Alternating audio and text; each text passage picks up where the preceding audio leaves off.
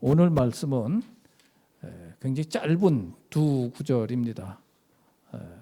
창세기 47장의 8절과 9절. 야곱이 바로 앞에 서서 답변하는 그런 장면인데요. 제가 한번 8절 9절을 읽은 다음에 우리 회중이 다 함께 또 8절 9절을 다시 읽도록 하겠습니다. 바로가 야곱에게 말하였다. 노인께서는 연세가 어떻게 되시오? 야곱이 바로에게 대답하였다. 이 세상을 떠돌아다닌 횟수가 100년하고도 30년입니다. 저의 조상들이 이 세상을 떠돌던 횟수에 비하면 제가 누린 횟수는 얼마 되지 않지만 험악한 세월을 보냈습니다. 다 함께 읽겠습니다. 바로가 야곱에게 말하였다. 노인께서는 연세가 어떻게 되시오? 야곱이 바로에게 대답하였다. 이 세상을 떠돌아다닌 횟수가 100년하고도 30년입니다. 저의 조상들이 이 세상을 떠돌던 횟수에 비하면 제가 누린 횟수는 얼마 되지 않지만 험악한 세월을 보냈습니다. 아멘.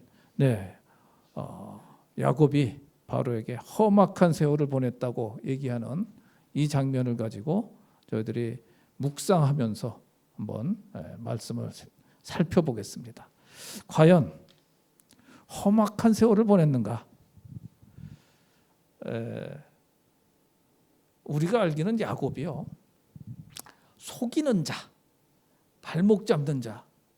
그래서 그 인생이 이렇게 막 속이면서 남의 것을 뺏어 먹고 축복도 대신 뺏어 먹고 이러기만 한 그 얍삽한 인간, 이런 이미지가 많이들 있을 거예요, 교회 다니는 분들은. 그런데 그 일생을 한번 잘 살펴보면은 꼭 그렇지만은 않아요. 꼭 그렇지만은 않다는 게 그 나이를 놓고서 한번 좀 쭉 보겠습니다. 출생, 이삭이 60세 때 출생을 했어요. 그리고 72세의 장자권 팥죽 사건과 아버지 축복을 뺏는 그 장면이 나옵니다. 무려 72세예요. 형에 의해서는 40에 결혼을 했는데 야곱은 집에 있으면서 일종의 마마보이처럼 72세까지 장가갈 생각도 안 하고 그러고 집에 있던 그런 사람입니다.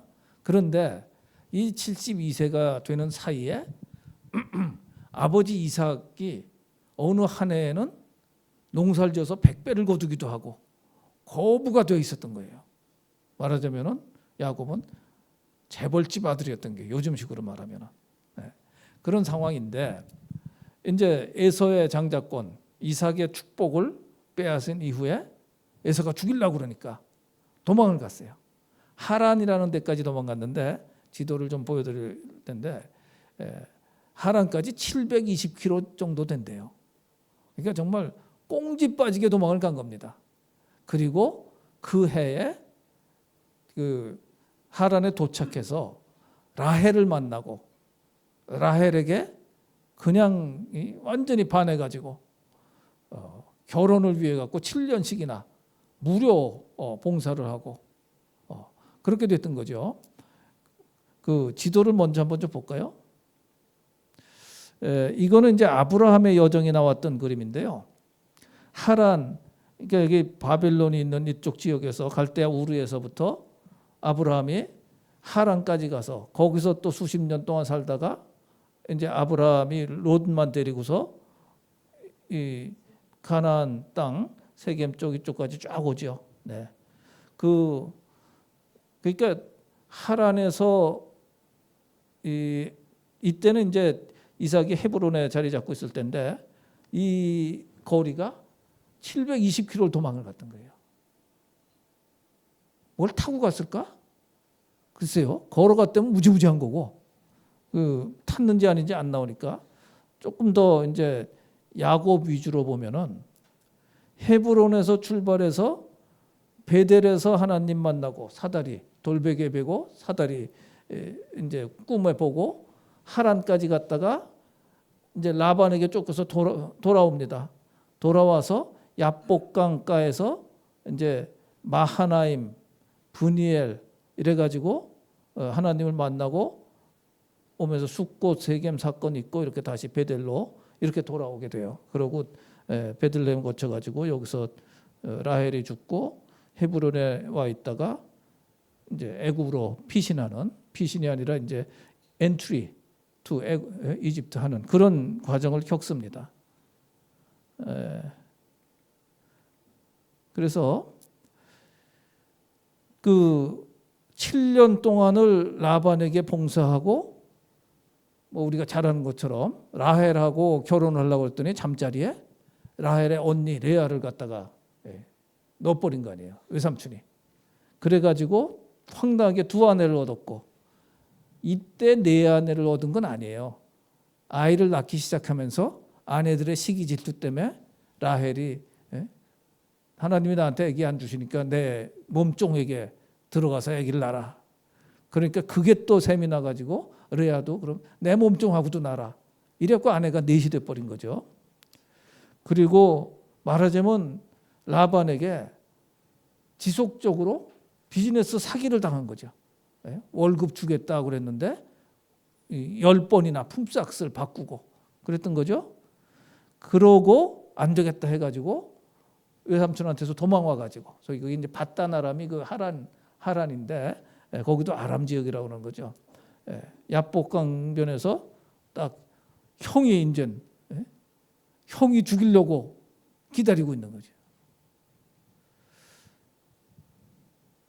그러고 형하고 극적인 화해를 한 다음에 외동딸이 강간을 당하잖아요. 세겜에서. 험악한 세월이는 험악한 세월이에요, 지금. 그걸 또 그 11아들, 12아들 중에 이때까지 11아들 중에 둘째와 셋째 레위와 시므온이 형이고 레위가 동생인데 이 혈기가 넘치는 친구들이 동생을 그렇게 했다고 그래가지고 그냥 할례를 갖다가 이렇게 사기를 쳐가지고 다 죽여버리고 그런 사건. 그 다음에 그러고 나서 불과 4년 뒤에 요셉이 이제 죽임을 당할 뻔하다가 팔려가 버려요. 이때 야곱은 모르죠. 그냥 잃어버렸다고만 하는 거지. 죽었다 이렇게 하고. 그러고 이제 120세 됐을 때 아버지 이삭이 죽었고 124세 내지 5세 됐을 때 기근이 오는 거예요. 7년 풍작, 7년 흉작의 기근인데 7년 흉작의 두 번째 해가 되는 거죠. 그래서 128세에 아들들과 며느리들과 다 데리고 자기 피가 있는 핏줄이 있는 자들 70명이 애굽으로 들어갑니다. 그리고 오늘 장면이 130대 됐을 때 바로 앞에 이제 나가서 얘기를 하고 축복하고 그런 장면이고 17년을 더 살고 죽게 되죠. 자, 험악하다면 험악해요. 이거 보면은 정말 축복을 뺏고 뭐 어쩌고 하려고 그러다가 엄청나게 험악한 세월을 살았는데 근데 이 기록들을 잘 보시면요. 특이한 몇 가지가 있습니다.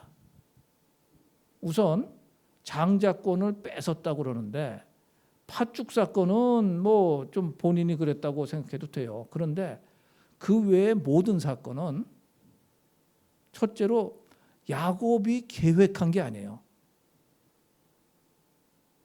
아버지 이삭의 축복을 받은 것도 어머니 리브가가 꾀를 낸 거고 그 다음에 바단 아람에서의 모든 일들도 외삼촌 라반이 다 이렇게 한 거에 반응.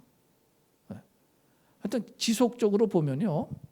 우리가 생각하는 것처럼 야곱이 자기 꾀로 그냥 돈을 뺏어 먹고 축복 뺏어 먹고 이러려고 그런 것들이 아닌 거예요. 잘 생각을 해보십시오. 우리 창세기들은 엄청 많이 읽으셨을 테니까. 그래서 또 한 가지 이제 재밌는 게 있어요. 뭐냐면은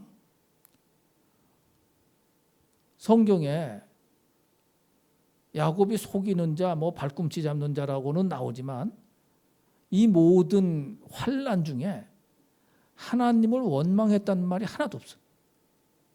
한 번도 안 나옵니다. 하나님을 원망하지 않았던 거예요. 그리고 아까 말씀드린 이제 스스로가 꾀를 낸 적이 없다는 것은 무슨 얘기냐 하면은 스스로 꾀를 안 냈어도 그런 일에 동참한 거 아니야? 동의한 거 아니야?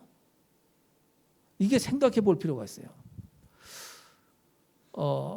아버지 이삭이 하나님께 들은 말씀이 있고 할아버지 아브라함이 하나님한테 들은 말씀들이 있거든요. 아브라함이 죽은 게 야곱이 32살인가 됐을 때 죽었을 거예요 아마. 네? 그러니까 아브라함 얘기도 많이 들은 거예요. 그 너를 통해서 큰 민족을 이룰 것이다. 그런 얘기를 들으면서 자란 거거든요. 그러니까 야곱에게 제일 중요한 단어는 뭐냐? 축복이란 단어예요. 축복. 축복을 받아야겠다. 네. 축복을 받아야겠다. 그래서 아버지 이삭의 축복도 받기를 원했고 하나님의 직접적인 축복도 받기를 원했고 축복을 받는다는 면에서는 굉장히 적극적이었어요. 그래서 리브가가 만든 그 작전에도 저는 이렇게 해석을 합니다. 엄마가 하는 얘기를 딱 들으니까 사기를 쳐서라도 형한테 갈 축복을 네가 받아라. 이 말씀이 하나님의 말씀으로 들린 것이 아닌가. 그러니까 내가 그렇게 욕심을 낸 건 아닌데 엄마가 그 잘 보면요 희한하게도 그 성령 충만한 리브가가 자기 남편을 속여서 둘째 아들 축복하는 거를 굉장히 집요하게 추진을 해요. 그거를 당사자 야곱이 볼 때는 하나님이 엄마를 통해서 이렇게 만드시는 것이 아닌가. 워낙 축복받고 싶은데. 그래서 이때도 그렇고 그 다음에 나타나는 모든 장면들을 보면은 자기가 기획해가지고서 한 거는 아니지만 일단 하나님의 뜻이 있다고 생각되면은 그 다음부터는 굉장히 적극적으로 그거를 추진을 해요. 성경에 이런 부분들이 많이 나오는데 저는 이걸 이제 뭐라고 단어를 만들었냐 하면은 수동적 적극성이라고 만들었어요. 능동적으로 한 건 아닌데 하나님이 하신다고 보여지면은 굉장히 적극적으로 나서는 거예요. 이게 우리 신앙에서는 어떻게 이제 반영이 되느냐 하면은 내가 하나님한테 뭐 하겠습니다 하고 제안하는 경우도 있지요. 우리가 그런 기도도 하긴 하는데 그보다는 하나님의 역사와 하나님의 부르심을 느낄 때는 그때는 적극적으로 반응하는 것이 맞다라고 보여져요. 그리고 하나님의 부르심은 사람을 통해서도 오고 다른 여러 가지를 통해서도 오죠. 그거는 자기가 선택하고 확인을 하고 따라가야 돼요. 자, 그래서 야곱이 그렇게 할 수 있는 힘은 어디서 나왔느냐? 그랬을 때 야곱의 심정은 혹은 심령은 어떻겠느냐? 어디서 나왔느냐 하면요. 하나님이 만나 주시는 데서 나왔다고 보여요. 야곱의 일생에 대한 기록 중에 하나님이 먼저 만나 주신 게 최소한 중요하게 4번이 나옵니다. 자, 그래서 행복한 세월이었다라고 저는 말씀을 드리는데 뭐냐 하면은 우선 맨 처음이 막 쫓겨서 하란으로 가다가 베델에서 그 광야에서 이게 의지가지 없이 가족을 떠나서 도망을 가는 혼자 도망간 것 같아요. 이때 보면은 얼마나 외롭고 쓸쓸했겠어요. 저희 부부는 은혜로 하여튼 저 이스라엘 성지순례를 갔었는데 거기 광야 아시죠? 광야 사막이 아니에요. 그냥 가끔 그 로덴나무 요만한 거, 풀 같은 것들 어쩌다가 몇 개 있고 풀 요만한 것들 몇 가지씩 있고 이런 데거든요. 그리고 다른 풀은 없고 그다음에는 구릉지 같은 게 제일 많은데 왕모래 같은 것들이 있어요. 요만한 자갈이라고 할 수는 없고 그런 것들이 주로 많은 그런 지역에 아주 척박하고 농사도 안 되는 그런 지역이거든요. 거기를 이렇게 다니면은 사막처럼 낮에는 뜨겁고 밤에는 추워요. 잘못하면은 외투 없으면 얼어 죽어요. 밖에서 자면은. 거기서 잠을 자는데 돌베개를 베고 잤어요. 잤는데 꿈에 사다리가 딱 보였잖아요. 그게 이제 28장에서 나오는 말씀인데 사다리가 하늘과 땅을 연결하는데 그 위에 천사가 오르락내리락 해요. 이게 나중에 이제 예수님 때도 나오는 얘기인데 이 사다리가 의미하는 게 뭐예요? 영적으로 해석하면 나중에 이 사다리가 예수님이에요. 인자 위에 천사가 오르락내리락 하는 걸 보면은 무슨 말을 하겠느냐 이런 말씀을 하시거든요. 이게 이제 야곱 때 벌써 보여주신 거예요. 그 사다리를 봤다는 것은 아마도 야곱이 사다리 역할이라는 것을 본인에게 하나님이 말씀해 주신다는 걸 깨달았을 수도 있어요. 혹은 첫 만남, 하나님과의 첫 만남이기 때문에 충분히는 못 깨달았을 수도 있어요. 여하간 이 사건을 보면서 하나님이 여기 계시구나. 그래서 이곳은 하나님의 집이다. 그 지역의 이름을 베델, 원래 이제 히브리어 발음은 베델 이렇게 이제 지은 거잖아요. 이때가 하나님을 만났다는 첫 번째 기록으로 탁 나옵니다. 그래서 하란까지 갈 수 있는 어떤 힘을 얻은 거예요. 하나님이 여기 계시고 하나님의 집이고 하나님이 나와 함께 하시는구나. 그러니까 그 힘으로 올라간 거죠. 그 밧단 아람에서 보면은 그 외삼촌 라반이 어떤 부려먹기 위해서 일을 잘하고 하나님의 축복이 함께하는 걸 딱 아니까 이 야곱을 오래 부려먹으려고 뭐 결혼 사기도 치고 품삯도 10번이나 변역을 하고 이렇게 나오잖아요. 그러니까 이 야곱이 어떻게 반응을 합니까? 하나님 이게 뭡니까? 거기서 우리가 보통 난해한 구절이라고 하는 그 나무 줄기를 갖다 이렇게 얼룩덜룩하게 해놓은 그 앞에서 양들을 교미를 시키고 이랬다는 얘기가 나오잖아요. 조용기 목사님이 이거에 대해서 뭐라고 설교하시냐면요. 그 얘기는 자연 법칙을 황당하게 위반했다는 얘기가 아닙니다. 그것은 야곱이 기도했다는 얘기입니다.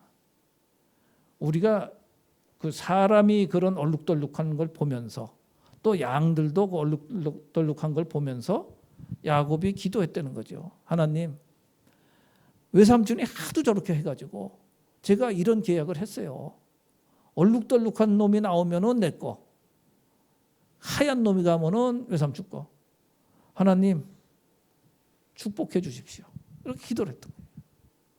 그래서 이때도 그 기도 응답으로 엄청나게 많은 점 있는 것, 얼룩덜룩한 것 그런 것들이 엄청나게 많이 이제 출산들을 하게 된 거죠.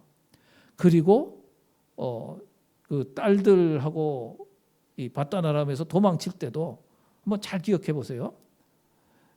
야곱이 도저히 안 되겠다 이래 가지고서는 그래서 떠나야겠다. 이것도 라반 때문에 시작된 거예요. 처음부터 야곱이 거기 가 가지고서 14년 뭐 이렇게 있으면서 처음부터 외삼촌을 속이고 도망가겠다고 자기가 꾀를 낸 게 아니에요. 외삼촌이 하도 속여 먹으니까 그 떠나면서도 어떤 장면이 있어요? 아내들한테 물어보잖아요. 아무래도 안 되겠어. 여기 우리 떠나야지. 이대로 있으면은 결국 당신네들 아버지가 나를 홀랑 뺏겨 먹을 것 같아요. 그랬더니 아내들이 동의를 해주잖아요. 맞아요. 야, 우리 아버지가 이 아버지 같지 않아. 우리한테 줄 지참금도 하나도 안 주고 다 뺏어 먹고 우리를 무슨 뭐 남의 딸처럼 여기는 거 아닙니까? 갑시다. 야곱 혼자 떠난 게 아니에요. 아내들의 동의를 확실히 받고 떠났어요. 그래가지고 떠났더니 사흘길 아까 이제 사진 그림 좀 보시면은 하란에서 여기까지 이 쭉 걸어오는데 쫓아오는 자들은 말 타고 쫓아와갖고 사흘길이라고 그랬어요. 그러니까 한참 떠나와 가지고 이 정도까지 왔는데 쫓아온 거 아니에요. 이 정도보다는 조금 위입니다. 그 다른 사진 하나 보여드리면은 야복강이 여기에요. 갈릴리 호수, 사해, 요단강 그리고 이쪽에 요단강 동편에 야복강이 이렇게 흐르는데 저 위 하란에서부터 거의 뭐 얼마나 될까요? 한 600km 이상을 말 타고 쫓아온 거예요. 쫓아왔는데 말 타고 말하자면 그 군대까지 자기네 집에서 키운 군대까지 데리고 왔다고 봐야 돼요.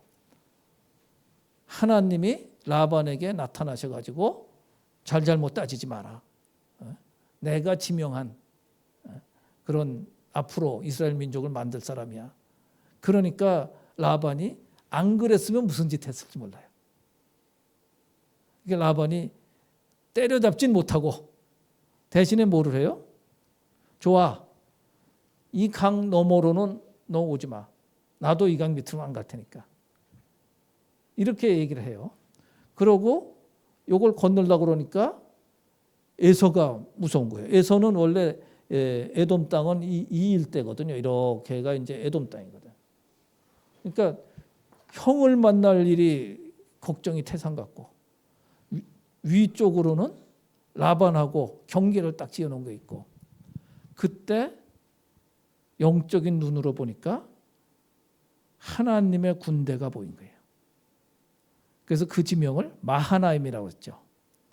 마하나임은 군대라는 말의 복수입니다. 복수인데 히브리어에는 괴상한 그 숫자 개념이 있어가지고 단수 복수만 있는 게 아니라 쌍수라는 게 있어요. 그러니까 눈 그러면은 눈이 2개고 손 그러면 손 2개고 그런 것들 표현할 때는 쌍수라는 숫자를 써요. 마하나임이 쌍수예요 이게. 그래서 하나님의 두 캠프예요. 두 캠프. 무슨 얘기냐?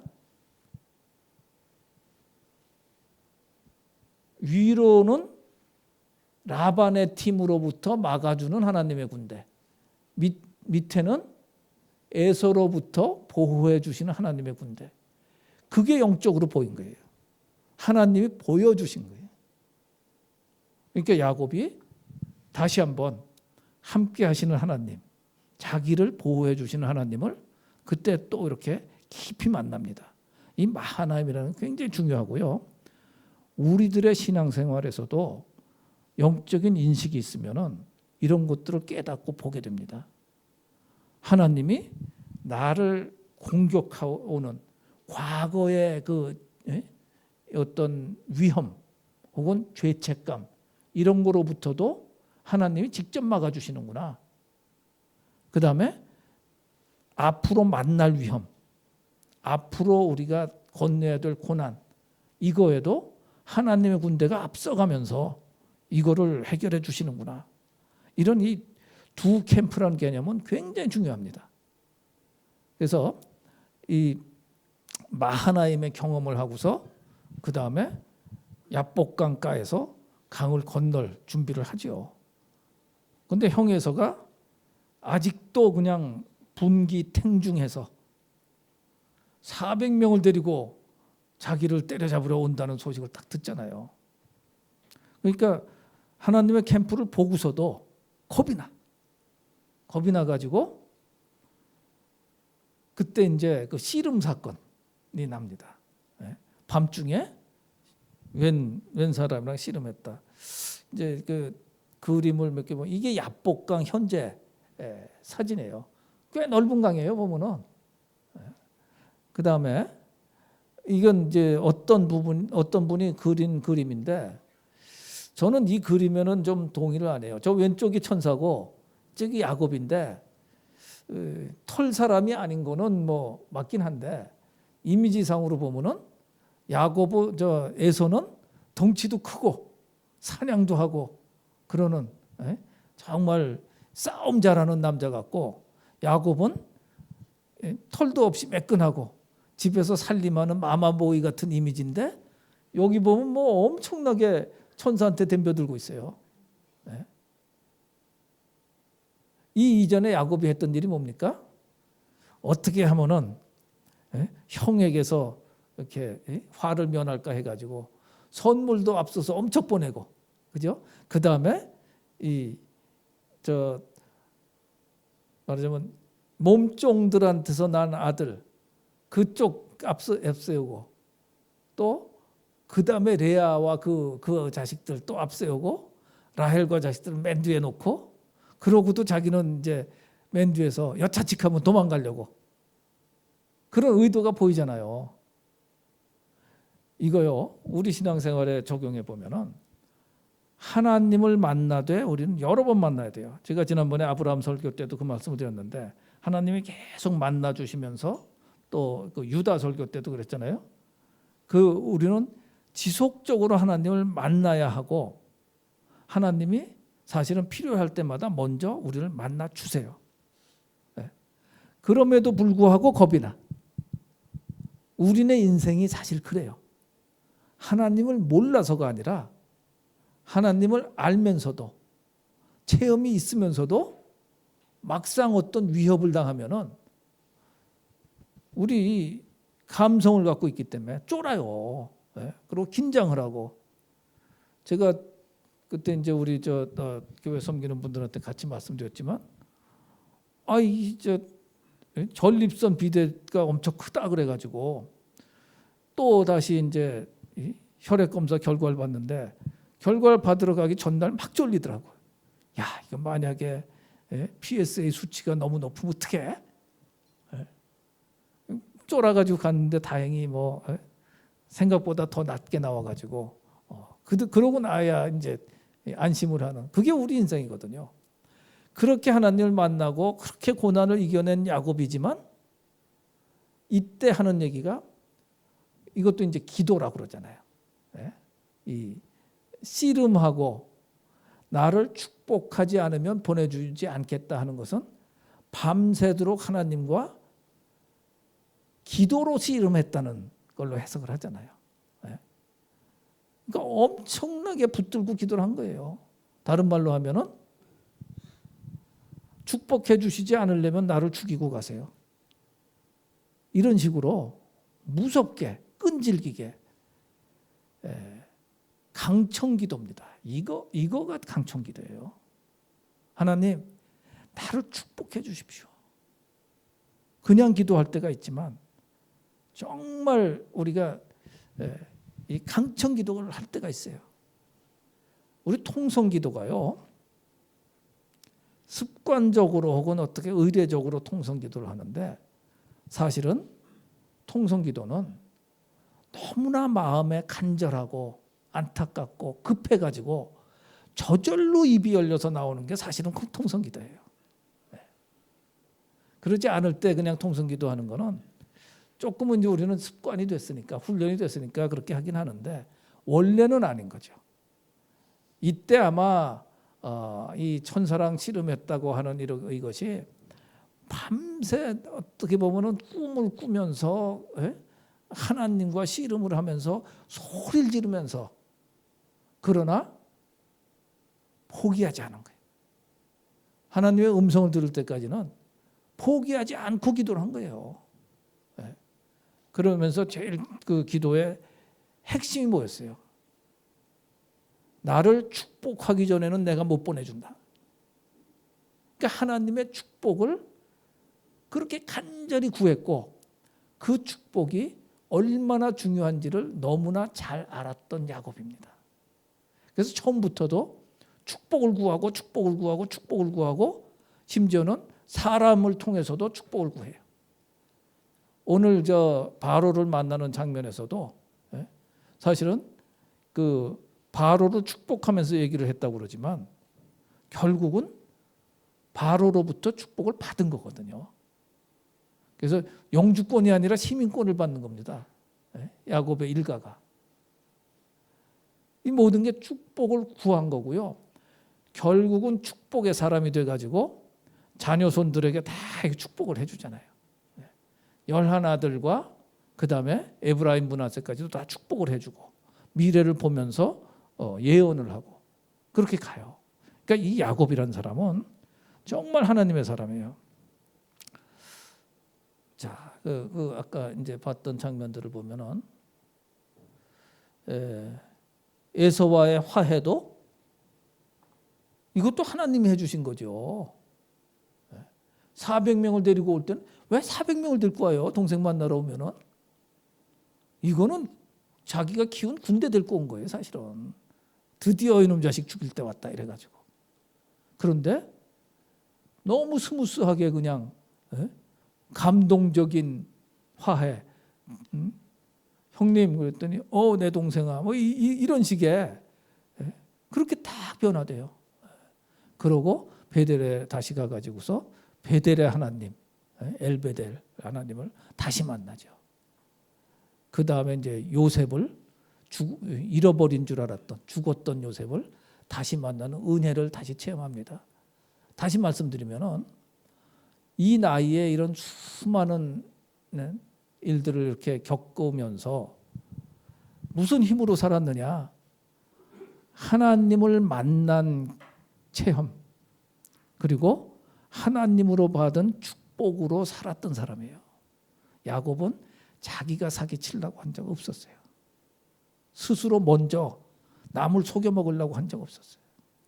축복이 중요하기 때문에 엄마가 하라고 그러니까 그렇구나 그러고 그거에 동조를 했고 일단 지속적으로 하나님의 축복을 구했던 사람이고 마지막에 결국 축복하는 사람이 되고 하나님이 나는 아브라함의 하나님, 이삭의 하나님, 야곱의 하나님이라고 일컬어지기를 부끄러워하지 않으시는 하나님 마음에 합당한 자로서 일생을 마치게 됩니다.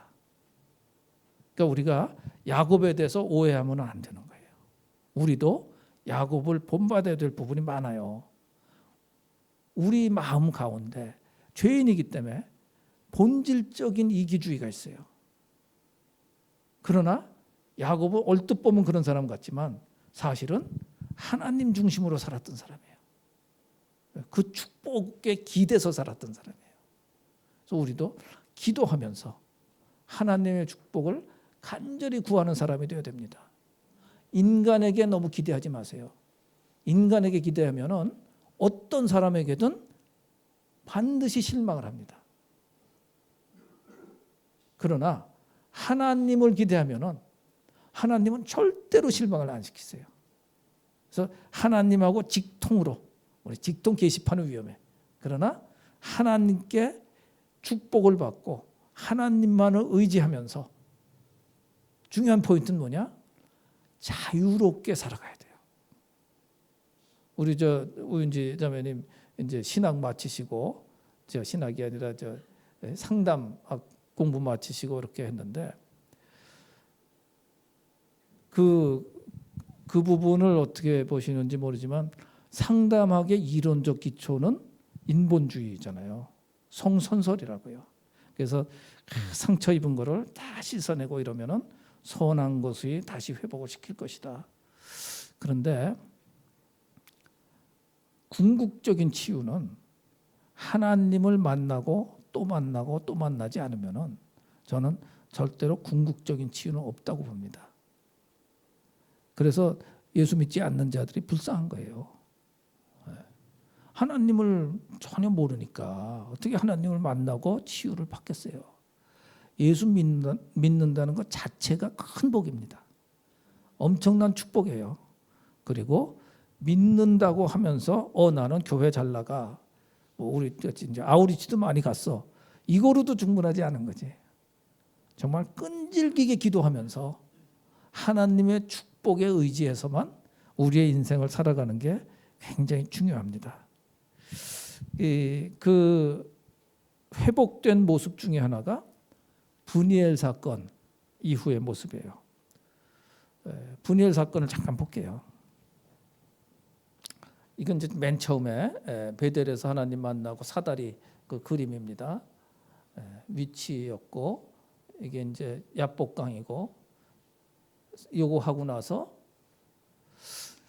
이렇게 이제 32장에 이렇게 나와요. 그가 브니엘을 지날 때 해가 돋았고 그의 허벅다리로 말미암아 절었더라. 그러고 전에는 다들 앞장세우고 자기 혼자 맨 뒤에 따라가다가 그 다음 장면에서는 맨 앞에 가. 하나님의 축복을 확실하게 받은 이후에는 형 에서가 죽이려고 덤벼 맨 앞에 나가요. 이렇게 인간이 변해요.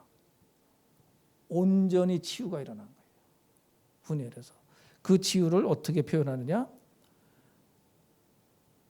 이제 환도뼈를 치니까 이걸 절면서도 말하자면 불구가 된 거예요. 환도뼈가 뭐예요? 우리 말로 뭐라고 하죠? 여기 뼈를 고관절. 고관절 뼈가 부러졌다 혹은 거기 심줄이 끊어졌다. 이거는 뭐 걷기도 힘든 거거든. 그런데 묘한 표현이 있는 거예요. 분이엘을 지날 때 해가 돋았고 이런 표현이 있어요. 해가 돋았고. 성경에 굳이 왜 해가 돋았고를 써놨을까? 하나님은 이 말씀 중에도 재밌는 게 참 많아요. 나중에 구약의 마지막 책에 이런 얘기가 나와요. 말라기 4장 2절 한번 다 함께 읽어보시겠습니다. 공의로운 해가 떠올라서 치료하는 광선을 비추리니 너희가 나가서 외양간에서 나온 송아지같이 뛰리라. 자, 환도뼈를 다친 야곱이 외양간에서 나온 송아지같이 뛰는 모습을 한번 상상해 보세요. 굉장히 재밌는 현상인데 몸은 절어. 나쁜 말로 하면 이제 불구자가 된 거예요. 불구자가. 그런데 송아지같이 뛴다는 건 무슨 얘기예요? 마음속에서 하나님하고 춤추듯이 너무너무 기쁨에 넘친다는 얘기예요. 이거는. 그런데 내 이름을 경외하는 너희에게는 공의로운 해가 떠올라서 내면을 치유하는 광선을 바란다는 거죠. 그래서 나중에 이 해는 뭐로 해석되냐면요, 예수 그리스도로 해석이 됩니다. 하나님을 경외하는 자들에게는 예수님을 깊이 만나서 온전한 치유가 일어날 것이고 일생이 걱정하며 두려워하며 사는 인생 혹은 일에 쫓기고 돈 버는 거에 쫓겨서 사는 인생이 아니라 하나님과 함께 춤추며 사는 인생이 되리라. 그렇게 해석이 되는 거예요. 그래서 어떤 목회자는 이 장면을 가지고 뭐라고 하냐면 야곱의 춤이라는 이름으로 설교를 했어요. 하나님과 춤을 췄다는 거예요. 그때부터는 편안하게 사는 거지. 겉으로는 안 편안해. 근데 내면은 하나님의 사람으로 온전히 사는 거예요. 그런데 겉보기에는 인간적인 눈으로 보면 끝없는 고난의 연속이에요. 그런데 하나님을 원망한 적이 없었고 먼저 악한 꾀를 낸 적도 없었고 그래서 다시 한번 쫙 이렇게 그 일생을 살펴보면은 항상 하나님과 동행했던 끝없는 축복의 여정이었다고 봐야 됩니다. 그리고 아마도 하나님을 만날 때마다 또 자기 모습을 바라보면서 회개하고 하나님을 더 깊이 만나고 또 만날 때 또 회개하고 또 하나님 더 깊이 만나고 그런 정말 멋있는 인생이었다고 생각되고요. 진정한 축복은 언제 오느냐? 사실은 출애굽 이후에 야곱의 자손에서 이스라엘 민족 성인만 군대만 200만이니까 전체는 400만 넘은 그런 민족이 나왔다고 봐야 되거든요. 그때 하나님의 그 축복이 온전히 이루어지는 거죠. 그리고 최종적인 완성은 선교가 마무리되고 예수님 다시 오실 때 그때 그 축복이 완성이 됩니다. 자, 오늘 드린 말씀을 그냥 메시지로 정리를 해서 간단히 말씀드릴게요. 자, 첫째, 강청기도 해도 돼. 축복을 구할 때는 하나님께 강청기도 하는데 이거 잘못하면요, 내가 갖고 싶은 거를 달라고 하나님한테 강청기도 하잖아요. 이거는 크게 야단 맞습니다. 왜냐? 내가 하나님이고 저 하나님을 종처럼 부리는 거예요. 이거는. 나 일하고 싶은데 이거 꼭 해주세요. 그거 아니에요. 강청기도 설교 잘못하는 분이 많은데 절대 강청기도 그렇게 하면 안 됩니다. 축복을 주십시오. 만나 주십시오. 이럴 때 강청기도. 다음에 하나님께서 태중에서부터 그 리브가의 뱃속에 두 민족이 있다 이러셨거든. 그게 중간에 포기하지 않으시는 거예요. 하나님은 선포하시고 이루시는 하나님. 다음에 우리가 이 자리에 나와서 하나님께 예배드리고 있다는 사실 이 자체가 성령이 아니고서는 그리스도를 주라 할 수 없다고 그랬거든요. 이미 성령께서 우리 안에 계신 거예요. 비록 우리의 믿음이 약할지라도 하나님은 우리 안에 계세요. 그래서 하나님이 우리를 당신의 자녀로, 당신의 백성으로 이미 선택하신 것이고, 그래서 보호하시고 축복하신다는 의미입니다. 그러므로 고난이 있어도, 고난은 반드시 있어야 돼요. 그래야 우리가 철이 들어. 그래서 불평하지 말고, 제일 중요한 건 두려워하지 말라는 거예요. 두려워하지 말라. 모든 두려움 이겨내고 하나님과 함께 춤추는 인생이 되라. 그래서 오늘의 제일 중요한 단어는 축복인데, 또 다른 단어를 얘기한다면은 영어 단어에 resilience라는 게 있어요. resilience 뭐예요? 그 자동차 범퍼가 이렇게 쿵 해가지고 쑥 들어가잖아요. 그런데 형상 회복 그 재질을 쓰면은, 놔두면은 이게 한 30분 1시간 되면 도로 원위치가 돼버려. 쑥 들어간 게. 우리말로 가장 비슷한 말은 오뚜기 같은 인생이에요. 쓰러져도 또 일어나고, 쓰러져도 또 일어나고, 하나님이 주시는 힘으로 또 일어나고. 그래서 하나님과 함께 춤추면서 오뚜기 같은 인생, 어느 누구도 우리를 넘어뜨릴 수 없는 그런 인생을 살아내시는 복된 여러분들 되시기를 예수 그리스도의 이름으로 축원합니다. 기도하겠습니다.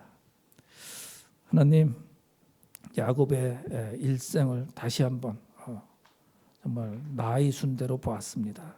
그리고 우리가 생각했던 것보다 야곱의 내면이 얼마나 하나님을 향하고 있었고, 하나님의 축복을 항상 구하였고, 그 축복에 의지해서 살았는지를 보았습니다. 하나님, 우리는 야곱보다 더 버러지 같은 그런 인생들입니다.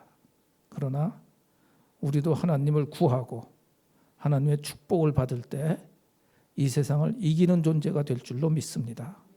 하나님, 당신의 임재를 구하오니, 또한 축복을 구하오니, 하나님, 우리도 주 안에서 승리하는 자가 되게 하여 주시옵소서.